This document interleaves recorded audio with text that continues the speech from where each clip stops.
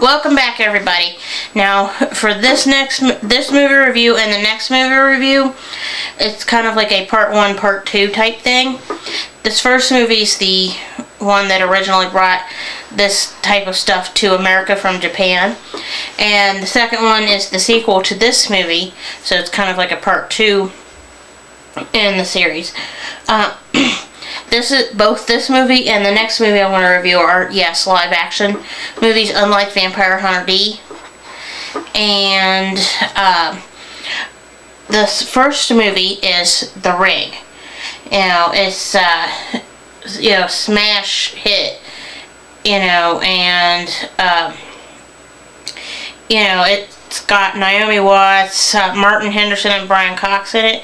This is a PG-13 related movie, and this was released back in 2003. This is actually pretty creepy stuff. It starts with this videotape that these teenagers watch. And it starts with these two girls, in this movie, sitting in the one girl's house, and they're talking about, like, hey, they're being stupid and being regular teenage girls, and they're like, the one looks at the other one and says, did you hear about this videotape, and that kills you after you watch it 7 days, and the other one's like, well, yeah, the whole thing unfolds, and where it's like the one girl, like, they start messing around, and they're like,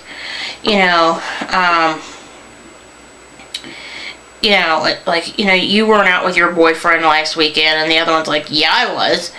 I just didn't want to tell you about that. And the one goes, you're such a hoe, or something like that. And what ends up happening is the girl that went out with her boyfriend ends up dying, like, 15-20 minutes into the movie, from having watched this videotape.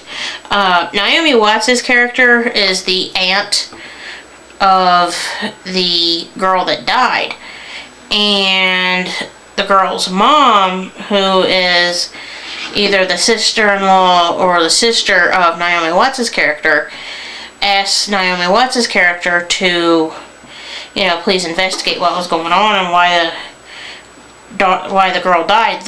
Naomi Watts' character's name is Rachel Keller, and Rachel is a reporter for a newspaper. Of course, it never says what newspaper she is,